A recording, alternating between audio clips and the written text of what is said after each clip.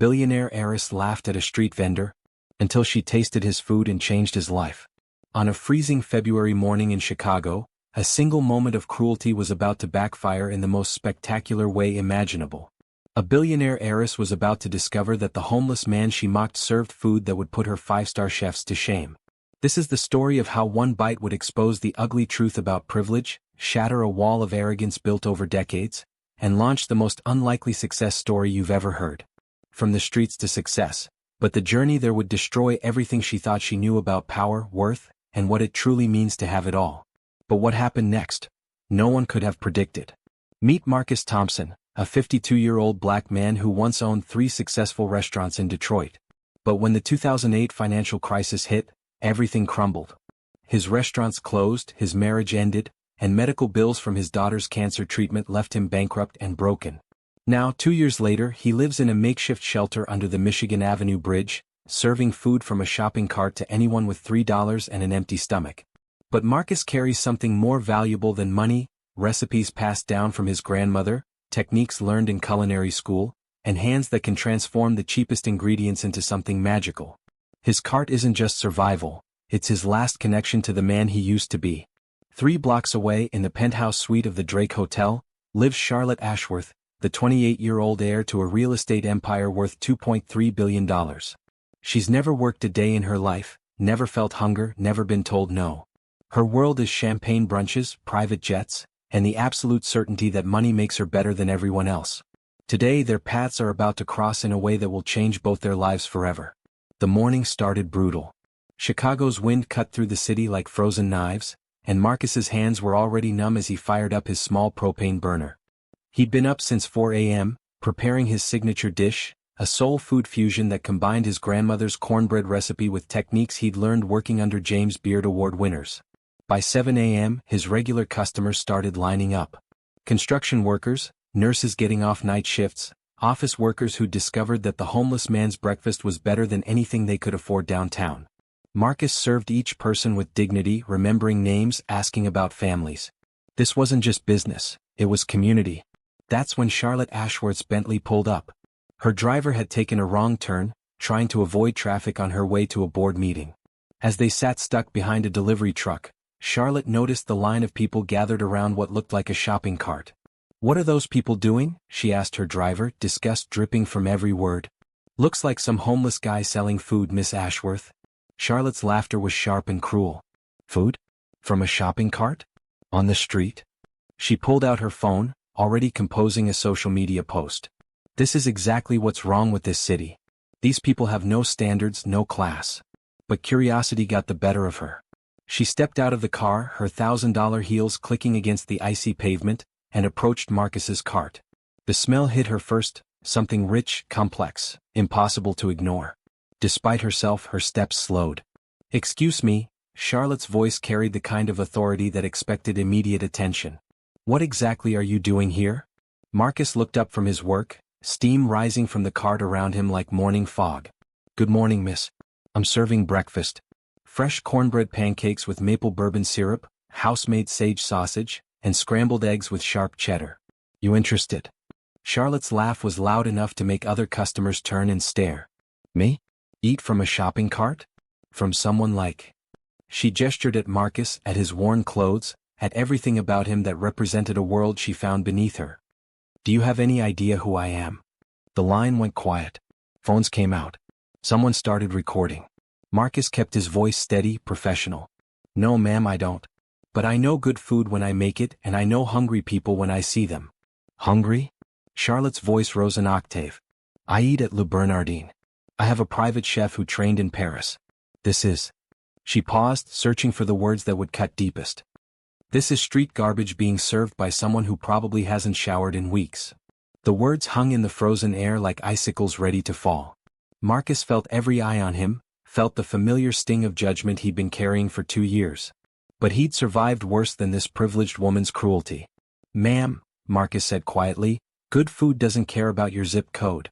It only cares about the love you put into it." Charlotte's eyes narrowed. This wasn't how people spoke to her. This wasn't how her world worked. But as she turned to leave, something stopped her. Maybe it was the way Marcus had maintained his dignity under her attack. Maybe it was the looks of disgust she was getting from other customers. Or maybe it was something else entirely. What neither of them realized was that this encounter was being live-streamed by a food blogger in the crowd. What no one could have predicted was that Charlotte's moment of cruelty was about to go viral in ways that would expose truths neither of them were prepared to face. As Charlotte stormed back to her car, her phone started buzzing. Notifications. Dozens of them. Then hundreds. The video was everywhere. #Princess vs. Chef was trending on Twitter. The comments were brutal.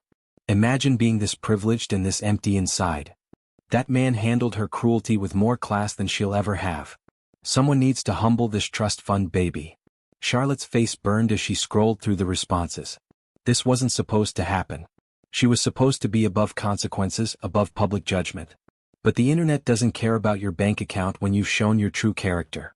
Meanwhile, Marcus continued serving his customers, unaware that his quiet dignity in the face of Charlotte's attack had made him an overnight sensation. Orders poured in. Food bloggers started investigating. And someone very important was about to discover who Marcus Thompson really was.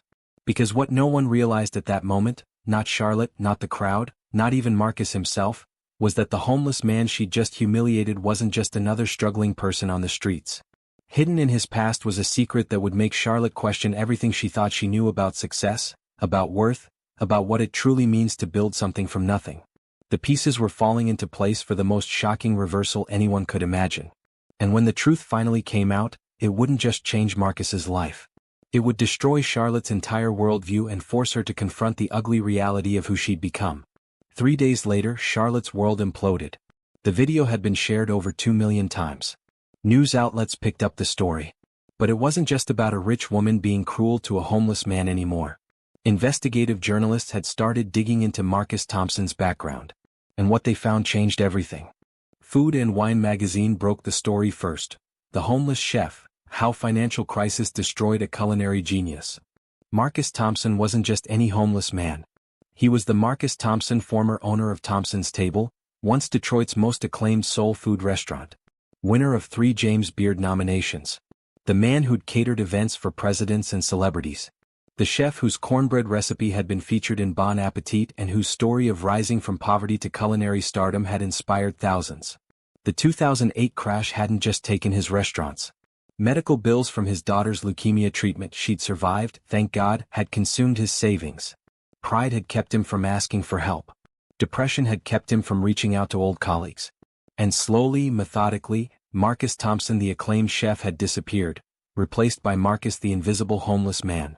But his hands remembered everything. His palate remained perfect. And the food he served from that shopping cart was the same caliber that had once earned him standing ovations from food critics nationwide. Charlotte read the article with growing horror.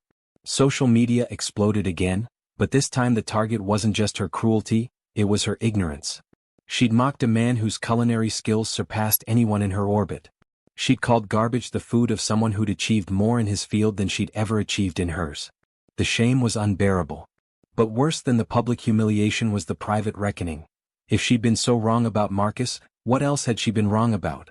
How many other people had she dismissed, ignored, or hurt because they didn't fit her narrow definition of worth? That's when Charlotte did something she'd never done in her privileged life. She got in her car and drove back to Marcus's corner. He was there as always, serving the lunch crowd with the same quiet dignity she'd witnessed 3 days earlier. The line was longer now.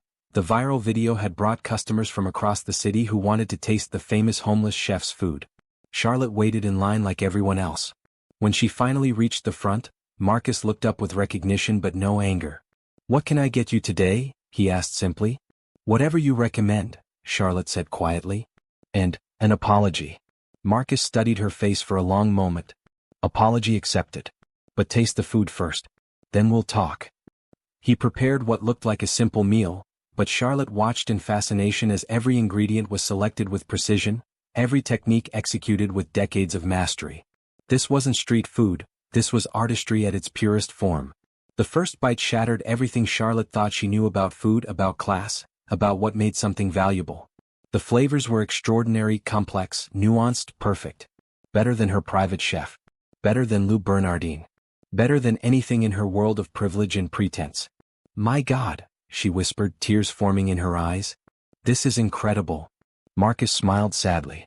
It's the same recipe I used to serve to celebrities and food critics. The same techniques I learned in culinary school. The same hands that once ran a $1 million restaurant empire. He gestured at his cart.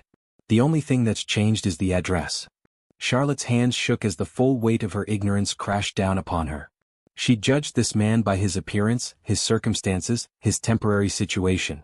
She'd never looked deeper, never considered that his current state might not reflect his true capabilities or his worth as a human being. From streets to success, but whose success? And at what cost to her own humanity? What happened next defied every expectation and shattered every assumption about privilege, redemption, and the true meaning of success. Charlotte Ashworth did something she'd never done in her life. She admitted she was completely, utterly wrong. Not just about Marcus, not just about street food, but about everything. About what made people valuable, about what success actually meant, about the person she'd become in her bubble of inherited privilege. Standing there in downtown Chicago, with tears streaming down her face and the taste of Marcus's masterpiece still on her tongue, Charlotte made a decision that would define the rest of her life.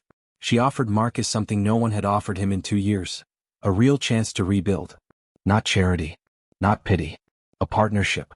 Within 6 months, Charlotte had invested $2 million of her own money to help Marcus open Thompson's Table Chicago, a restaurant that combined his incredible culinary skills with her business connections and resources. But this wasn't a handout or a publicity stunt. It was a genuine collaboration between someone who had business skills and someone who had real talent. The restaurant became an overnight sensation. Food critics called it a triumph of resilience and redemption. Michelin awarded it 2 stars within a year. But more importantly, Marcus hired other people experiencing homelessness, providing not just jobs but pathways back to stability and dignity. Charlotte worked alongside Marcus, learning not just about food but about humility, about seeing people for who they truly are rather than what they appear to be.